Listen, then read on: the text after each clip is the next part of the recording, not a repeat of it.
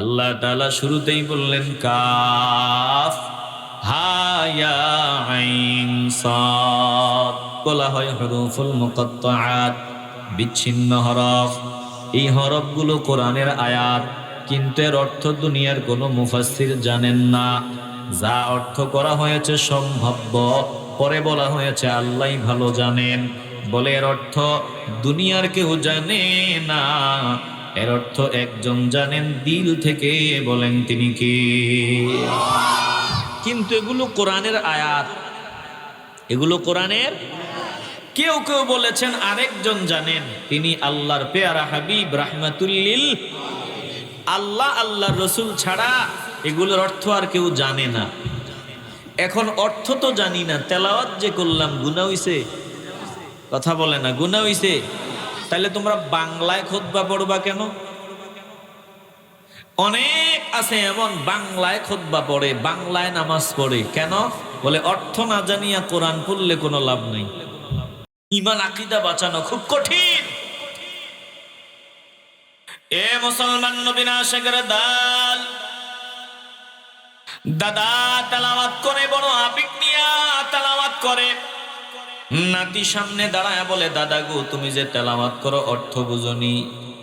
দাদা চোখের পানি ছাড়িয়া বলে, না না না, তেলাওয়াত যে করি অর্থ তো বুঝি না রে দাদা, দাদা অর্থ তো বুঝি না। নাতি তো ওই দলের সদস্য, ওই দলে নাম লেখা ফেলছে, অর্থ না জানিয়া তেলাওয়াত করলে লাভ নাই। নাতি ডাক নিয়ে বলে, দাদা তাইলে অর্থ জানো না, তেলাওয়াত করে কোনো লাভ হবে না। নাউজুবিল্লাহ বলবেন না? দাদার পাশেই ছিল একটা বালতি, ওই যে ময়লা ফালায়, ময়লার বালতি। দাদা নাতিকে ডাক দিয়া বলে, নাতি রে ময়লার বালতিটার দিকে নজর দে। বলে দিলাম। বলে যা পুকুরে যা। নাতি বালতিটা নিয়ে পুকুরে গিয়া, এবার দাদার অর্ডার আমার জন্য একটু পানি নিয়ে আয়। বলে বালতিটা পানিতে একটা ছাড়া দিল, বালতির সবগুলো ময়লা দূর হয়ে গেল। এবার দাদার জন্য একটু পানি নিয়ে আসবে। দাদার জন্য পানি আনতে গিয়া বালতির তলাটা ছিল ছিদ্র। বলে দাদার কাছে আসার আগে সবগুলো পানি পড়িয়া গেছে। দাদা এবার ডাক দিয়া বলে, নাতি রে পানি কই? বলে দাদা তোমার মাথায় বড় ভেজাল, মাথায় কিচ্ছু নাই। কেন রে দাদা? বলে তুমি যে বললা পানি আনতাম, যেই বালতির তলা নাই, তলা ছিদ্র, এই বালতি দিয়ে কেমনে পানি আনা যায়? এবার দাদা নাতিরে ডাক দিয়া বলে, নাতিরি এটা দিয়া পানি আনতে পারো নাই কারণ তলাটা ছিদ্র। যদি ছিদ্র না হইতো পানি আনতা, অন্যান্য কাজ করতাম, উপকৃত হইতাম, রান্না বান্না অন্যান্য কাজে পানি লাগাইতে পারতাম, আনতে পারো নাই, তলা ছিদ্র। ও নাতি রে আমার দিকে তাকা, আমারও তলাটা ছিদ্র। আমি যদি কোরআনের অর্থ বুঝতাম, নিজে উপকৃত হইতাম, অন্যরেও উপকৃত করতে পারতাম। আমি অর্থ জানি না, এজন্য আমার এরকম অবস্থা। আমি অর্থ জানার দরকার না, এটা বলি না দরকার। কিন্তু নাতি বালতিটার দিকে নজর দি, বালতিটার কোনো পরিবর্তন সাধিত হয়েছে কিনা দেখ। নাতি নজর দিয়ে দেখি বালতিতে ইতিপূর্বে যত ময়লা ছিল এখন আর এক ফোঁটা ময়লাও নাই। এবার দাদা নাতিরে ডাক দিয়ে বলে, নাতিরি এক ফোঁটা ময়লাও এটার ভিতরে নাই। কেন? বলে পানির ধাক্কায়, পানির ছোঁয়ায় সবগুলো ময়লা দূর হয়ে গেল। ও নাতিরে শুনিয়ালা, তুই একটু আগে বলছো অর্থ না জানিয়া কোরআন পড়লে কোনো লাভ নাই। নাতিরে তোরে কেমনে বুঝাই? আমি অর্থ না জানলে কি হবে? জানা দরকার, এটা কিন্তু স্বীকার করি। আমি যত তেলাওয়াত করি, আমার কলবের যত ময়লা, আল্লাহর কোরআনের তেলাওয়াতে আমার কলবের সব ময়লা পরিষ্কার হয়ে যায়। চিল্লায় বলেন আল্লাহু আকবার। এ মুসলমান ইমানদার, এই যে কাফ হা ইয়া আইন সাদ, অর্থ জানি না, তেলাওয়াত করলাম, একটু ইমানের আওয়াজে বলবেন লাভ হলো না লস? এবার সামনে আগাই। আল্লাহ তাআলা বলেন, যিকরু রাহমাতি রাব্বিকা আবদাহু যাকারিয়া। ও দুষ্ট গো, এ হলো আপনার রবের রহমতের বর্ণনা, যা করা হয়েছিল তার বান্দা জাকারিয়ার ওপর। ভালো করে খেয়াল করবেন, এই সূরা কখন নাজিল হয়েছে? যখন মুসলমানরা ঈমানের উপর অটল থাকার জন্য নিজের মাতৃভূমি ত্যাগ করে হাবশায় চলে যাবে। ওখানে খ্রিস্টান, ওদের আকীদা বিশ্বাস ভিন্ন। মুসলমানদের ঈমান আকীদা যাতে ঠিক থাকে, তারা যাতে ঈমানের উপর অটল অবিচল থাকতে পারে। আবার পূর্বের ঈমানওয়ালারা যে ঈমানের উপর অটল থাকতে গিয়া কত কষ্ট করেছে, সান্ত্বনার বাণীও শোনায় দেওয়া হয়েছে। তো আল্লাহ বললেন, দোস্ত আপনি শোনায় দেন, এ হলো আপনার প্রতিপালকের রহমতের বর্ণনা, যা করা হয়েছে জাকারিয়ার উপর।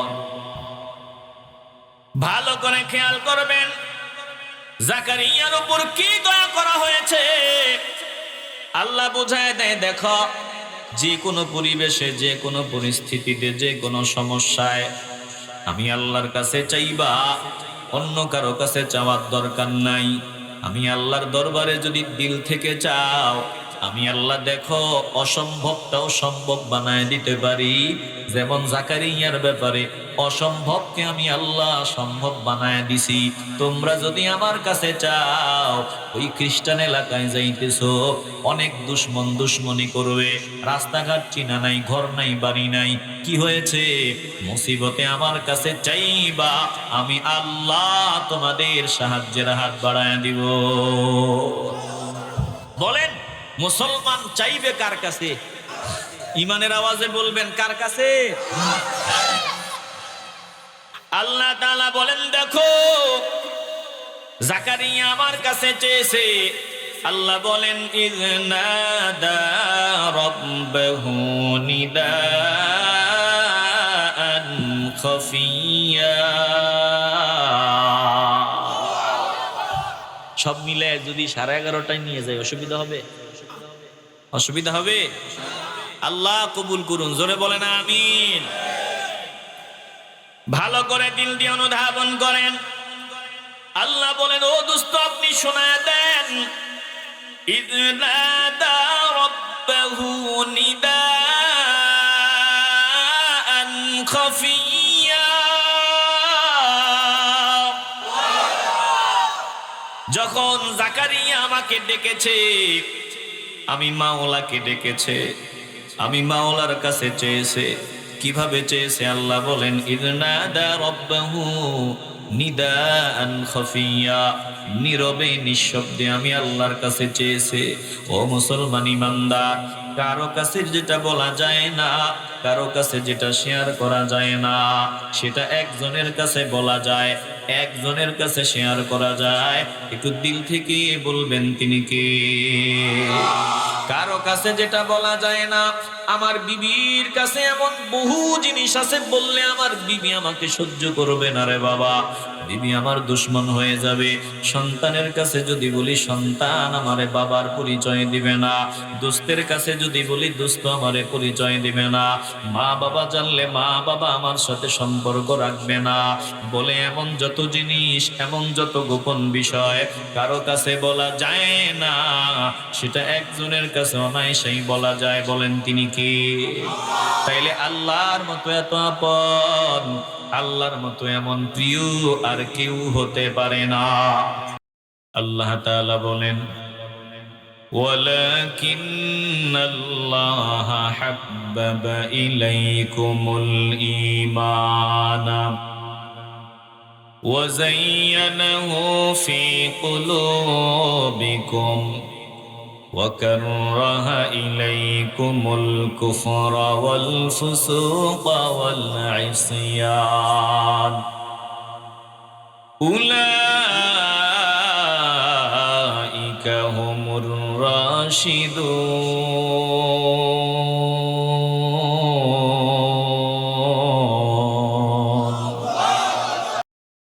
এ চুকিটুইয়া চিকুটিয়ার নবীর আশিকরা দান একটু দিল নরম করে মাওলার কথাগুলো দিলে ঢুকাবার জন্য তৈরি হয়ে যাও।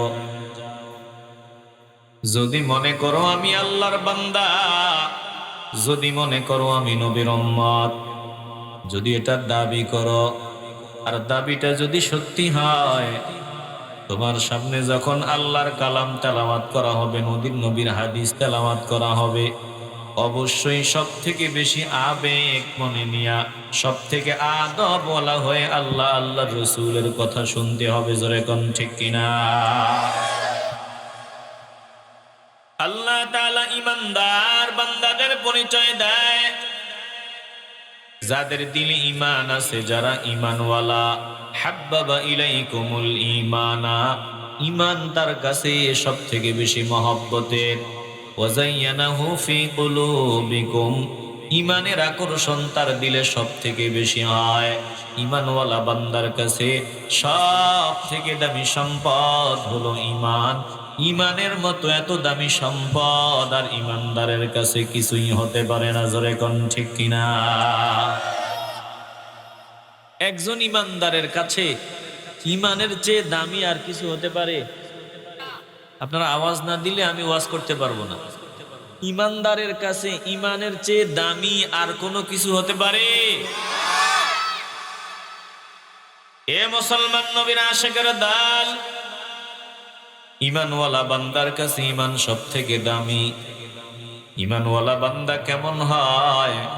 বলে ঈমানদার বান্দা যদি ঈমানের উপর অটল থাকতে গিয়া মাকে বাদ দেওয়া লাগে, বাবাকে বাদ দেওয়া লাগে, সন্তান বাদ দেওয়া লাগে, নিজের দেশ ত্যাগ করা লাগে, ফাঁসির দড়ি গলায় নেওয়া লাগে, বলে ঈমানওয়ালা বান্দা ঈমানের উপর অটল থাকতে গিয়া যত বড় কোরবানি দিতে হয় সে তত বড় কোরবানি হোক, বলে ঈমানওয়ালা বান্দা কোরবানি দিতে রেডি হয়। জোরে কোন ঠিক কিনা?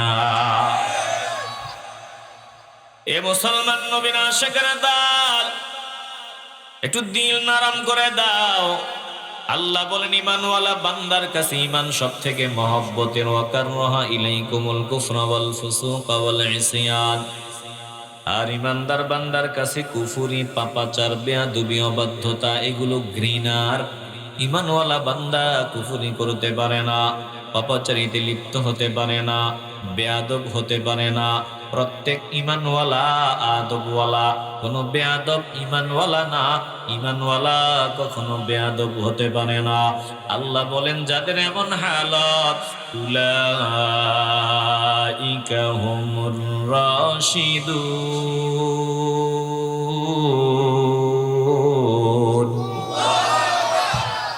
এরাই হলো হেদায়েতের পথের পথিক। যেই বান্দার কাছে কুফরি, পাপাচার, বেয়াদবি, অবাধ্যতা এগুলো ঘৃণার, এগুলো বান্দার দিল থেকে ঘৃণা করে, এই বান্দা সৎপথের পথিক। বলেন আমরা কুফরি, পাপাচার, বেয়াদবি, অবাধ্যতা এগুলো দিল দিয়ে ঘৃণা করতে চাই কি চাই না? এ বাবা ভালো করে খেয়াল করে নেন। ওস্তাদ ছাত্রের জন্য একটা সীমা রেখা দিয়া দিল, ছাত্র তুই এই সীমার ভিতরে থাকিয়া চলবি। এখন ছাত্র এই সীমার বাহিরে যায়, ওস্তাদের কথা মেনে চলে না। ওস্তাদ ছাত্রকে ডাক দিয়া কই, কিরে ছাত্র, আমি না তোরে বললাম এই সীমার ভিতরে চলবি, বাহিরে যাবি না, কথা শুনলি না কেন? ছাত্র বলে হুজুর ভুল হয়ে গেছে, মাফ করে দিবেন, ভবিষ্যতে আর এমন ভুল হবে না। ওস্তাদ মাফ করিয়া দেয়।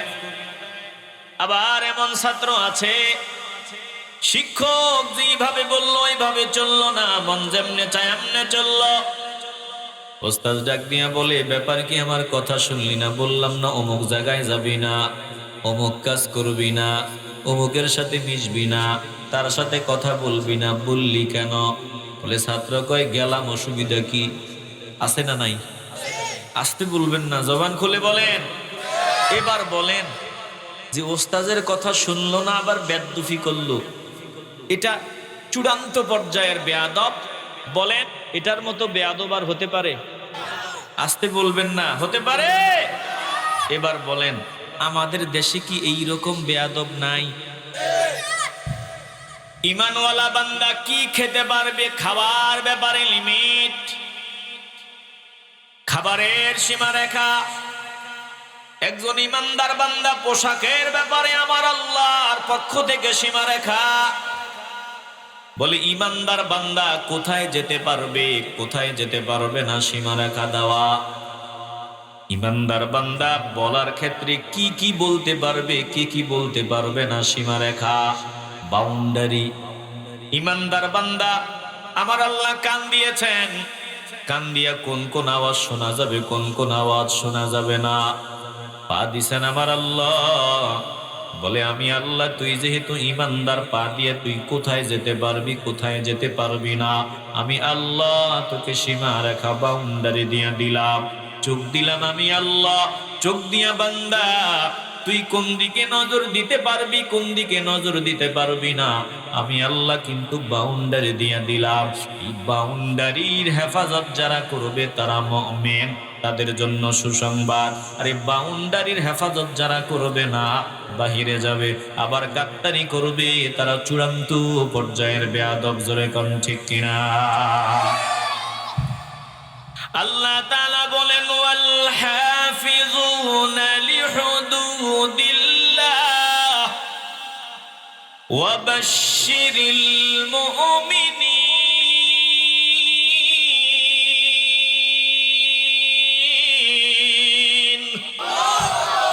কথা কার? আপনার বিরক্তি হইতেছে নাকি? আলোচনা একটু আগাবো না বন্ধ করব?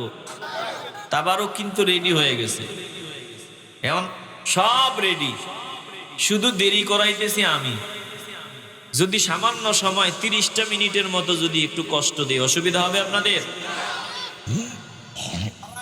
মাশাআল্লাহ, সারা রাত বলে তো সারা রাত ফজর পড়ে যাবো ইনশাআল্লাহ। সে কে কে ফজর পড়ে যাবেন ইনশাআল্লাহ? হাত উঠান দেখি। ফজর পড়ে যাবেন কে কে? কানসুল গায়, হাত নামান। যারা হাত উঠাইছেন আপনারা মারাত্মক পর্যায়ের বুদ্ধিমান। কথা কয় না? বুদ্ধিমান। নিয়তটা যদি সহি থাকে তাইলে আপনার কপাল খুলে গেছে। কারণ ইমানওয়ালা বান্দা নিয়ত করলে আমলের আগেই আল্লাহ সওয়াব দান করে দেয়। এই জান্নাতের বাগানে 1 ঘন্টা যদি সময় দেওয়া যায়, সারা রাত জাগ্রত থেকে ইবাদত করলে যে সওয়াবের মালিক হওয়া যাইত, আমার আল্লাহ এর থেকেও বেশি সওয়াবের মালিক বানায় দেয়। আপনারা জানেন যে হুজুর জিন্দেগিতেও ফজর পর্যন্ত ওয়াজ করব না, তো দিল থেকে যদি বলেন, ভালোবাসাটা যদি থেকে থাকে, প্রতি ঘন্টায় ঘন্টায় আপনাকে সওয়াবের অধিকারী বানায় দিবেন কি? একটু দিল দিয়ে অনুধাবন করে নেন। তাইলে যতটুকু বললাম বুঝে থাকলে বলেন, ইমানওয়ালা বান্দা মন যেমনে চায় এমনি চলতে পারে। ইমানওয়ালা বান্দাকে আমার আল্লাহ যাই বাউন্ডারি দিলেন, বাউন্ডারির ভেতরে চলবে। ইমানওয়ালা বান্দা কখনো বেয়াদব না আদবওয়ালা হয়। যে বেয়াদব তার ভিতরে ইমান নাই। দিল থেকে ইমানের আওয়াজ নিয়ে বলবেন, ভালোবাসা নিয়ে বলবেন, বাবা কবুল হলে কপাল খুলিয়া যাবে। বলেন আমরা আদবওয়ালা বান্দাদের কাতারে শামিল হতে চাই কি চাই না? তাইলে আল্লাহর কালাম শুনবেন, দিল নরম করিয়া দেন। আমি আল্লাহর বান্দা, আমার সামনে মাওলার কালাম তেলাওয়াত করা হয়, এই মুহূর্তে সব চিন্তা আমি বাদ দিয়া দিলাম, আমার মাওলার দিকে আমি দিলটা দিয়ে দিলাম, আমার মাওলার কালাম শুনবো।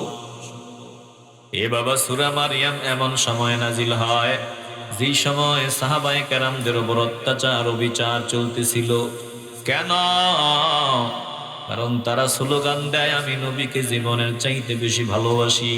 এই আওয়াজ দেওয়ার কারণে আবু জাহিল্লা, উতবা, শায়বা, ওয়ালিদ বিন মুগীরা, বড় বড় গাদ্দার, তাদের আওয়াজটা সহ্য হয় না।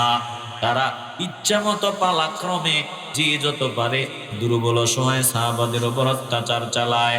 আর চেষ্টা করে জবান দিয়ে বের করা যায় যে জানের চাইতে বেশি নবীরে ভালোবাসে না, এটা বের করা যায়।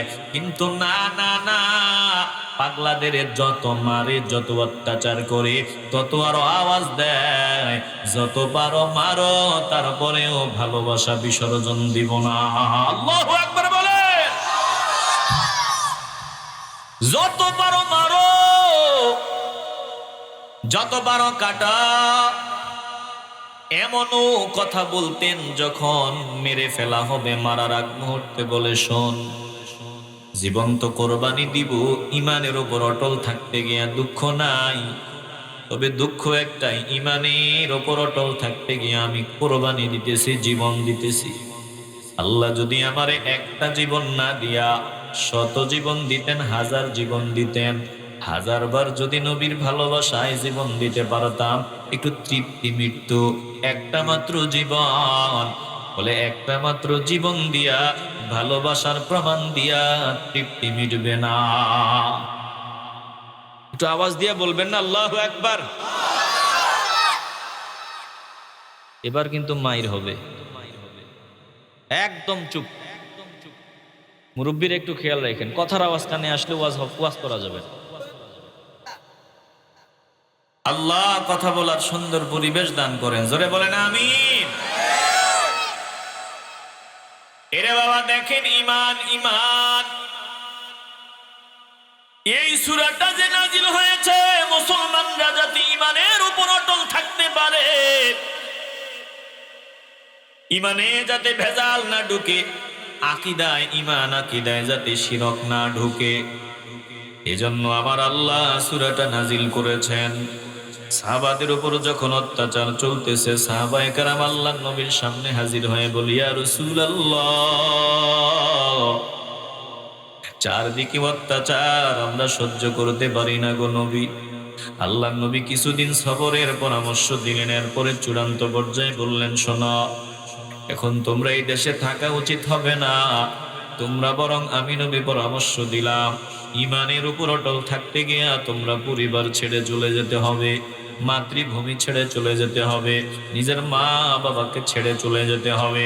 বলো বলো বলো, তোমরা কি পারবা ইমানকে মূল্যায়ন করিয়া নিজের মাতৃভূমি ত্যাগ করিয়া দূর দূরান্তে চলে যাওয়া? সাহাবায়ে কেরাম 70-80 জনের সংখ্যা যারা হিজরত করে চলে যাবে, সবাই আওয়াজ দিয়া বলে, ইয়া রাসূলুল্লাহ, আমরা আপনি যদি অনুমতি দেন আমরা হিজরত করব, তারপরেও আমরা ঈমান বিসর্জন দেব না। এই হলো ঈমান। এখন আল্লাহর নবী পরামর্শ দিলেন, ঠিক আছে যাও। নবী গো, কোন দেশে যাব, কোথায় যাব? বলে আবিসিনিয়া, হাবশায় যাও।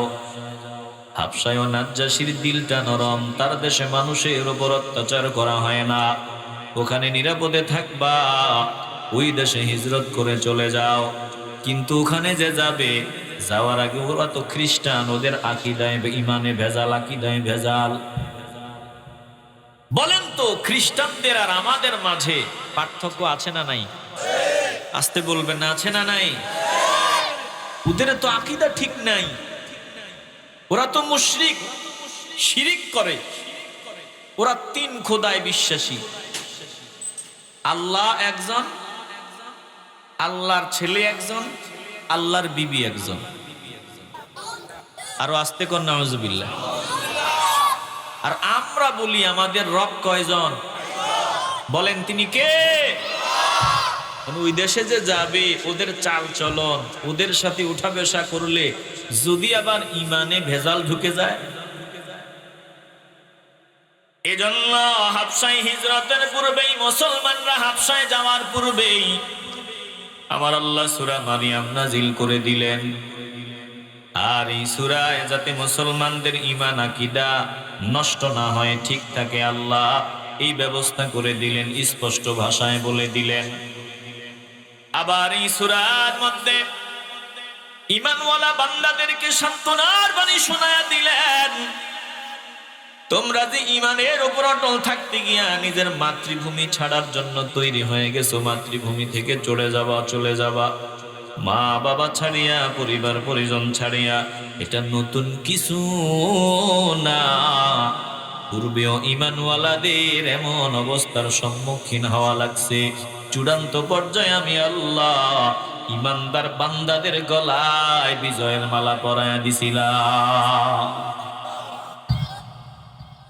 এ মুসলমান নবীর আশিকের দল, আল্লাহ তাআলা সূরা মারিয়াম নাজিল করে দিলেন। যারা পারেন একটু জিহ্বাটা নাড়াবেন, যারা পারেন না একটু চেষ্টা করবেন। চেষ্টা করলেও যারা পারে তাদের সমান সওয়াবের মালিক বানায় দিবেন কে? কোরআন ছাড়া জিন্দিগির 16 আনাই বৃথা।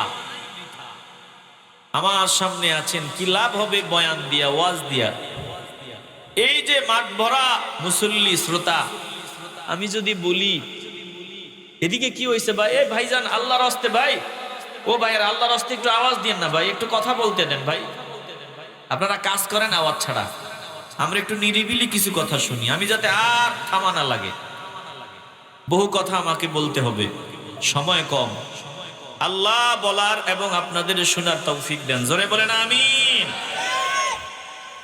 আসলে বারবার যে আপনাদের কষ্ট দেই, বলবেন হুজুর এতবার এত দিকে কান দেয় কা? ভাই, বয়ানের এই চেয়ারে যদি বসেন, আপনার কানে যদি কথার আওয়াজ আসে, আপনি কথা বলতে পারবেন না। তখন দেখবেন যে আপনার কত বিরক্তি লাগে, আপনি কথা ভুলে যাবেন। এজন্য বারবার থামি। বাবারা, ভাইরা, আপনারা কিছু মনে করেন না, একটু অনুরোধ করি অন্তত সামান্য সময় একটু চুপ থাকেন। আল্লাহ কথা বলার একটা পরিবেশ দান করেন। একটু জোরে বলেন না আমিন। এই যে আমার সামনে মাঠ ভরা শ্রোতা, এখন যদি আপনাদেরকে আমি বলি যে একটু দাঁড়ান, দাঁড়ায়া সূরা ফাতিহা সহ আরো 4টা সূরা, মোট 5টা সূরা তো লাগে, কথা কয় না? দেখি 5টা সূরা সহি শুদ্ধভাবে একটু তেলাওয়াত করেন। আমার মন কয় 100 জনের মধ্যে, মন বলে 100 জনের মধ্যে 95 জন পারবেন না, কথা কয় না? তুই ওয়াজ দিয়া হবে কি? যদি আমি কোরআন পড়তে না পারি তাহলে তো আমার নামাজ হবে না। নামাজ হলো ঈমানওয়ালার ঈমানের দলিল। আপনি জায়গার মালিকানা দাবি করলেন, দলিল নাই, আপনি ভুয়া দাবিদার, মিথ্যা দাবিদার। দলিল থাকলে দাবি ঠিক, জায়গাও আপনার। আপনি বললেন আমি মুসলমান, কিন্তু আপনার 5 ওয়াক্ত নামাজ নাই। বলেন আমি পড়ি তো, কিন্তু আপনার তেলাওয়াত সহি না, নামাজ কবুল হবে না। তাহলে ঈমানের দলিলও পাবেন না। দলিল না পাইলে মুসলমানও হতে পারবেন না। এখন উপায় কি? এ বাবা, দিল নরম করে দাও। তারপরেও বাঁচার একটা রাস্তা আছে, বাঁচার রাস্তা আছে। বান্দা, তুমি পারো না, তুমি তেলাওয়াত সহি শুদ্ধ করে পড়তে পারো না, যদি একটু আফসোস করো আর চেষ্টা করো, মসজিদের ইমাম সাহেবকে বলো হুজুর আমারে আলিফ বা তা মস্ক করান, আমি অন্তত 4টা 5টা সূরা শিখতে হবে, একটু তেলাওয়াত করান। ফজরের পর বলবেন হুজুর একটু মস্ক করান। বান্দা একটু চেষ্টা করবেন আর আফসোস করবেন। আল্লাহ তাআলা চেষ্টা আর আফসোসের কারণে যারা পারে তাদের সমান সওয়াবের মালিক বানায় দিবে। আর পারেন না, চেষ্টাও করেন না, আপনার বন্দেগী আল্লাহর দরবারে কবুল হবে না। ও মুসলমান নবীর আশিকের দল, দিল থেকে মহব্বতের আওয়াজ দিয়ে বলবেন, এখন থেকে আমরা আফসোস আর চেষ্টা শুরু করতে চাই কি চাই না? তো যারা পারেন একটু ঠোঁটটা নাড়ায়েন, পারেন না একটু চেষ্টা করেন। যারা পারে তাদের সমান সওয়াবের মালিক আল্লাহ বানায় দিবে। আল্লাহ তাআলা বলেন বিসমিল্লাহির রাহমানির রহিম।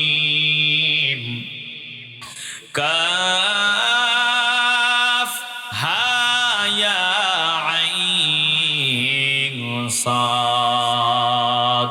যিকরু রাহমাতি রাব্বিকা আবদাহু যাকারিয়া ইয নাদা রাব্বাহু নিদাআন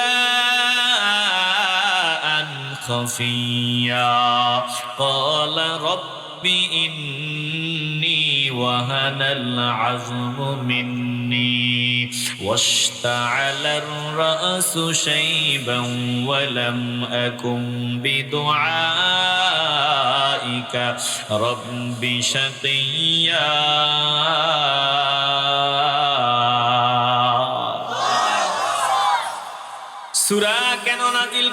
মুসলমানদের ঈমান আকীদা ঠিক রাখার জন্য আর সান্ত্বনা দেওয়ার জন্য ভালো করে খেয়াল করবেন।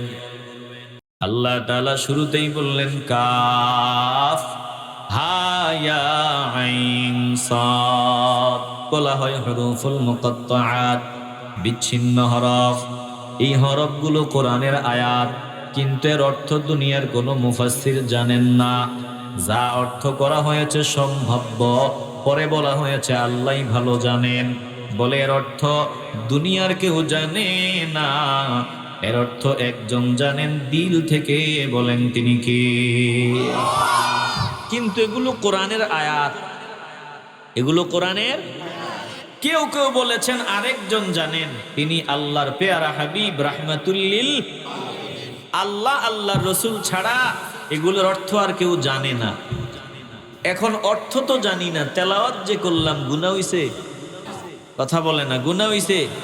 তাহলে তোমরা বাংলায় খুতবা পড়বা কেন? অনেক আছে এমন বাংলায় খুতবা পড়ে, বাংলায় নামাজ পড়ে, কেন? বলে অর্থ না জানিয়া কোরআন পড়লে কোনো লাভ নাই। ঈমান আকীদা বাঁচানো খুব কঠিন। এ মুসলমান নবীর আশিকের দল, দাদা তেলাওয়াত করে, বড় আবেগ নিয়া তেলাওয়াত করে। নাতি সামনে দাঁড়ায় বলে, দাদা গো তুমি যে তেলাওয়াত করো অর্থ বুঝনি? দাদা চোখের পানি ছাড়িয়া বলে, না না না, তেলাওয়াত যে করি অর্থ তো বুঝি না রে দাদা, দাদা অর্থ তো বুঝি না। নাতি তো ওই দলের সদস্য, ওই দলে নাম লেখা ফেলছে, অর্থ না জানিয়া তেলাওয়াত করলে লাভ নাই। নাতি ডাক দিয়া বলে, দাদা তাইলে অর্থ জানো না, তেলাওয়াত করে কোনো লাভ হবে না। নাউজুবিল্লাহ বলবেন না? দাদার পাশেই ছিল একটা বালতি, ওই যে ময়লা ফালায়, ময়লার বালতি। দাদা নাতিকে ডাক দিয়া বলে, নাতি রে ময়লার বালতিটার দিকে নজর দে। বলে দিলাম। বলে যা পুকুরে যা। নাতি বালতিটা নিয়ে পুকুরে গিয়া, এবার দাদার অর্ডার আমার জন্য একটু পানি নিয়ে আয়। বলে বালতিটা পানিতে একটা ছাড়া দিল, বালতির সবগুলো ময়লা দূর হয়ে গেল। এবার দাদার জন্য একটু পানি নিয়ে আসবে। দাদার জন্য পানি আনতে গিয়া বালতির তলাটা ছিল ছিদ্র। বলে দাদার কাছে আসার আগে সবগুলো পানি পড়িয়া গেছে। দাদা এবার ডাক দিয়া বলে, নাতি রে পানি কই? বলে দাদা তোমার মাথায় বড় ভেজাল, মাথায় কিচ্ছু নাই। কেন রে দাদা? বলে তুমি যে বললা পানি আনতাম, যেই বালতির তলা নাই, তলা ছিদ্র, এই বালতি দিয়া কেমনে পানি আনা যায়? এবার দাদা নাতিরে ডাক দিয়া বলে, নাতিরে এটা দিয়া পানি আনতে পারো নাই কারণ তলাটা ছিদ্র। যদি ছিদ্র না হইতো পানি আনতা, অন্যান্য কাজ করতাম, উপকৃত হইতাম, রান্না বান্না অন্যান্য কাজে পানি লাগাইতে পারতাম। আনতে পারো নাই, তলা ছিদ্র। ও নাতিরে আমার দিকে তাকা, আমারও তলাটা ছিদ্র। আমি যদি কোরআনের অর্থ বুঝতাম, নিজে উপকৃত হইতাম, অন্যরেও উপকৃত করতে পারতাম। আমি অর্থ জানি না, এজন্য আমার এরকম অবস্থা। আমি অর্থ জানার দরকার না, এটা বলি না দরকার। কিন্তু নাতি বালতিটার দিকে নজর দি, বালতিটার কোনো পরিবর্তন সাধিত হয়েছে কিনা দেখ। নাতি নজর দিয়ে দেখি বালতিতে ইতিপূর্বে যত ময়লা ছিল এখন আর এক ফোঁটা ময়লাও নাই। এবার দাদা নাতিরে ডাক দিয়ে বলে, নাতিরি এক ফোঁটা ময়লাও এটার ভিতরে নাই। কেন? বলে পানির ধাক্কায়, পানির ছোঁয়ায় সবগুলো ময়লা দূর হয়ে গেল। ও নাতিরে শুনিয়ালা, তুই একটু আগে বলছো অর্থ না জানিয়া কোরআন পড়লে কোনো লাভ নাই। নাতিরে তোরে কেমনে বুঝাই? আমি অর্থ না জানলে কি হবে? জানা দরকার, এটা কিন্তু স্বীকার করি। আমি যত তেলাওয়াত করি আমার কলবের যত ময়লা, আল্লাহর কোরআনের তেলাওয়াতে আমার কলবের সব ময়লা পরিষ্কার হয়ে যায়। চিল্লায় বলেন আল্লাহু আকবার। এ মুসলমান ইমানদার, এই যে কাফ হা ইয়া আইন সাদ, অর্থ জানি না তেলাওয়াত করলাম, একটু ইমানের আওয়াজে বলবেন লাভ হলো না লস? এবার সামনে আগাই। আল্লাহ তাআলা বলেন যিকরু রাহমাতি রাব্বিকা আবদাহু যাকারিয়া। ও দুস্থ গো, এ হলো আপনার রবের রহমতের বর্ণনা যা করা হয়েছিল তার বান্দা জাকারিয়ার ওপর। ভালো করে খেয়াল করবেন, এই সূরা কখন নাজিল হয়েছে? যখন মুসলমানরা ঈমানের উপর অটল থাকার জন্য নিজের মাতৃভূমি ত্যাগ করে হাবশায় চলে যাবে। ওখানে খ্রিস্টান, ওদের আকীদা বিশ্বাস ভিন্ন। মুসলমানদের ঈমান আকীদা যাতে ঠিক থাকে, তারা যাতে ঈমানের উপর অটল অবিচল থাকতে পারে। আবার পূর্বের ঈমানওয়ালারা যে ঈমানের উপর অটল থাকতে গিয়া কত কষ্ট করেছে, সান্ত্বনার বাণীও শোনায় দেওয়া হয়েছে। তো আল্লাহ বললেন, দোস্ত আপনি শোনায় দেন, এ হলো আপনার প্রতিপালকের রহমতের বর্ণনা যা করা হয়েছে জাকারিয়ার উপর। ভালো করে খেয়াল করবেন, জাকারিয়ার উপর কি দয়া করা হয়েছে আল্লাহ বোঝায় দেয়। দেখো, যে কোনো পরিবেশে, যে কোনো পরিস্থিতিতে, যে কোনো সমস্যায় আমি আল্লাহর কাছে চাইবা, অন্য কারো কাছে চাওয়ার দরকার নাই। আমি আল্লাহর দরবারে যদি দিল থেকে চাও, আমি আল্লাহ দেখো অসম্ভবটাও সম্ভব বানায় দিতে পারি। যেমন জাকারিয়ার ব্যাপারে অসম্ভবকে আমি আল্লাহ সম্ভব বানায় দিছি।